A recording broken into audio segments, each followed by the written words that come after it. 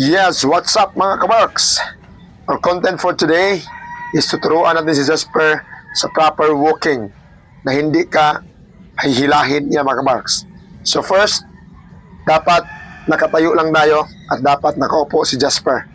Dapat alam niya ni Jasper kung kailan tayo gagalaw.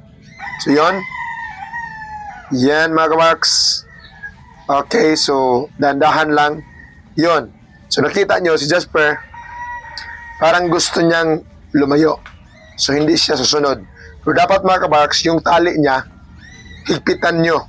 At huwag nyong lagyan ng allowance. Kasi may tendency na lalakad siya palayo. So dapat, nakaano lang talaga sa'yo, nakadikit lang yung aso. Tapos pag lalayo siya ng konti, iano mo lang mga kabarks, silahin mo lang.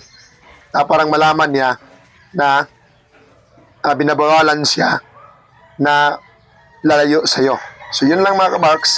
Tapos yun, tuturuan din natin dito si Jasper yung mga basic lang. Yun o, sit. Yan.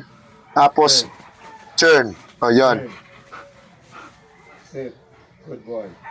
Yan. At shake hands mga kabarks. Shake hands. Yun. First right Left. and then left. Good.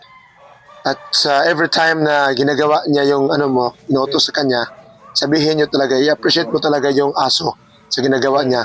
So kasi si Jasper ay lalaki, so sinasabi ko sa kanya palagi, good boy. So yun ang nasanayan namin mga kabarks. So doon naman sa paglalakad, sa proper walking mga kabarks, isa rin yan, tandaan nyo rin na pag naglalakad kayo, huwag nyo tingnan yung aso nyo. Going straight lang kayo mga kabarks. At ipakita nyo sa aso nyo na dapat nakasusunod talaga siya kung saan kayo pupunta. So yun ang isa din sa mga tandaan nyo mga kabarks. So yan lang muna.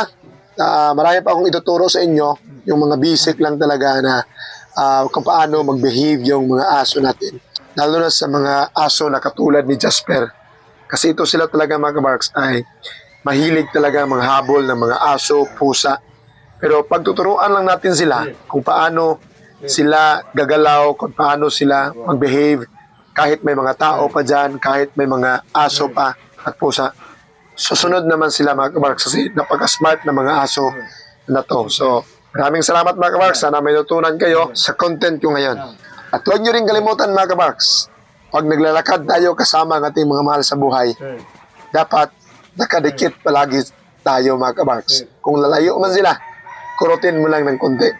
So yun mga kabarks, lagi natin tandaan ang ating mga mahal sa buhay, sila talaga ang tunay nating mga kabarkada.